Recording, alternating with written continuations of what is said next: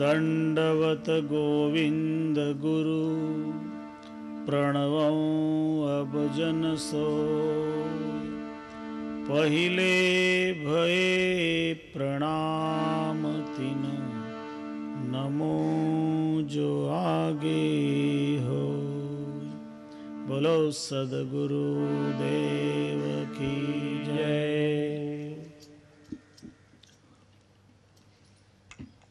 सद्गुरु શાંતિદાસજી મહારાજ સાહેબની જન્મ શતાબ્દીનો તથા સદ્ગુરુ રામસ્વરૂપદાસજી મહારાજ સાહેબની સ્મૃતિ દશાબ્દીનું આયોજન અને આપણે તે પ્રસંગે આયોજિત બ્રહ્મ નિરૂપણનું ચિંતન કરી રહ્યા છીએ. શ્રીમદ બ્રહ્મ નિરૂપણમ એક અદ્વિતીય ગ્રંથ છે. સદ્ગુરુના સાર ઉપદેશ આ ગ્રંથમાં સંકલિત છે અને જે સાર જ્ઞાન, આત્મજ્ઞાન જે માનવીના જીવનનો લક્ષ્ય હોય છે અને એને મેળવીને જ આ માનવી કૃતકૃત્ય થાય છે એવું તત્વ વિવેચન આ શ્રીમદ બ્રહ્મ નિરૂપણમાં છે. પ્રારંભમાં જે જ્ઞાનનું વિવેચન કરવામાં આવ્યું, પછી ધ્યાન સાધનાનું વિવેચન કરવામાં આવ્યું અને જે સહજ સાધના, સહજ જ્ઞાન,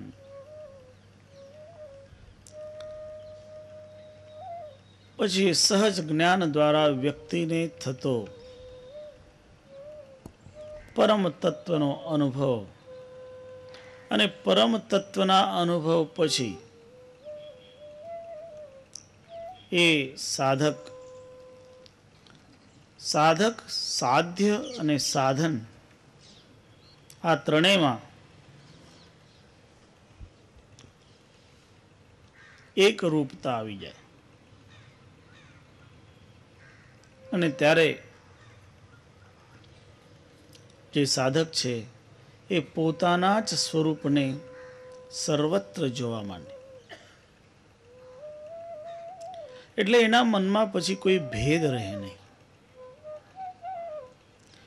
એના અંતરમાં કોઈ પ્રકારનો સંશય રહે નહીં, કશાય રહે નહીં. બિલકુલ શુદ્ધ થઈ ગયા અને જે શુદ્ધ થયા, અંતરના બધા કશાય નીકળી ગયા એટલે જીવ અને બ્રહ્મમાં કોઈ ફરક રહેતો નથી. જ્યાં સુધી કશાય છે એટલે શંકાઓ છે, સંદેહો છે, ત્યાં સુધી જુદાપણું છે. પણ જ્યારે સંપૂર્ણ શંકાઓનું નિવારણ થયું અને આ જીવ પોતાની કલ્મશતા છોડીને નિષ્કલંક થયો, બધા જ આવરણો એના ઉપરથી હટી ગયા,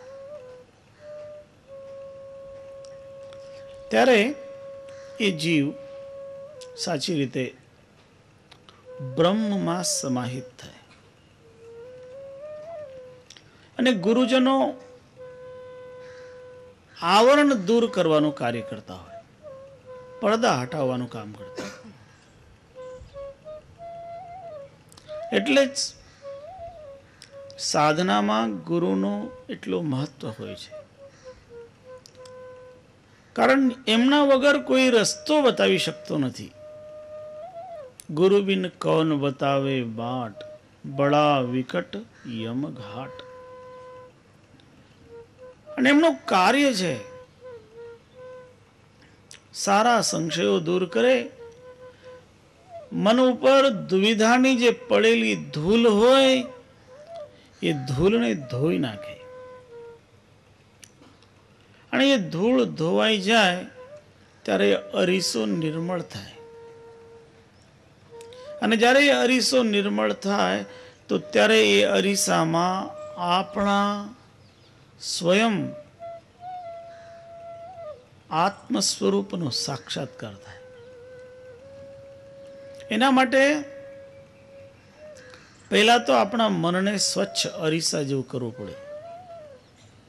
એટલે કબીર સાહેબ કહે છે, દર્શન કરના ચાહીએ તો દર્પણ મલતે રહીએ. દર્પણને સાફ કરવું પડે, સ્વચ્છ કરવું પડે. દર્પણ સ્વચ્છ હોય તો તમે તમારું મુખ એ દર્પણમાં જોઈ શકો. દર્પણ પર ધૂળ લાગી હોય તો એમાં એ ધૂળના કારણે દેખાય નહીં. દર્પણની શક્તિ છે દેખાડવાની, પણ ઉપર ધૂળ ચોટેલી હોય. આજકાલ લોકો ઘરોમાં જ્યારે માર્બલ અથવા એવી બધી વસ્તુઓ લગાવે તો એની પોલિશ કરાવે ત્યારે કહે મિરર પોલિશ કરો. મિરર પોલિશ કા મતલબ એનો પડછાયો દેખાવમાં આવે. એવી રીતે મન પણ જ્યારે મિરર બની જાય, મન પર જ્યારે દર્પણ બની જાય ત્યારે એમાં આત્માનું સૌંદર્ય પ્રગટ થાય.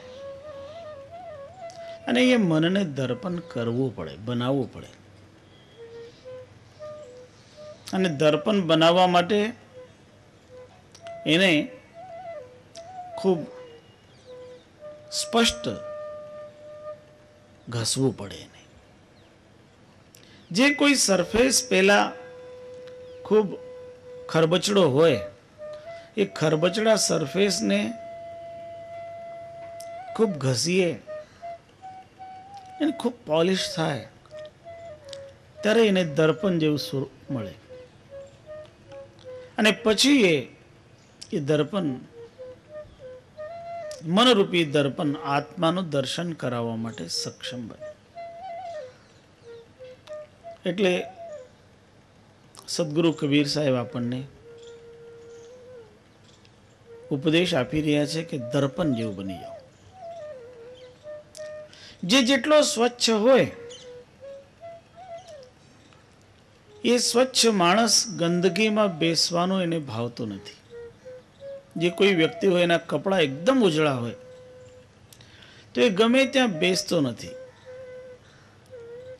એ બેસવા માટે વિચાર કરે કે મારે ક્યાં બેસવું જોઈએ જેનાથી મારા કપડામાં કંઈક ડાઘા લાગે નહીં.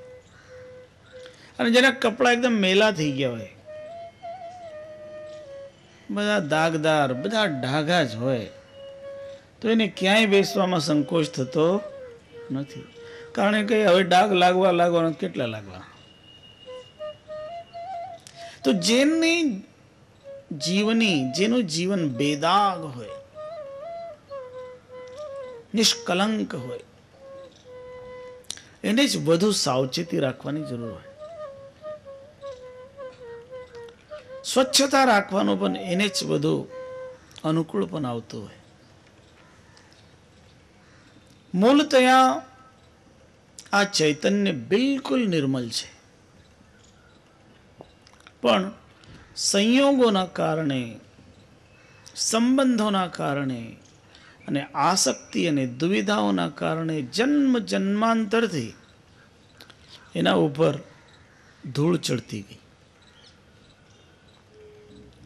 એટલે જે જન્મ જન્માંતરથી ચડેલી ધૂળ હોય એને ખંખેરવું હોય, એને સાફ કરવું હોય તો થોડી મહેનત તો લાગે.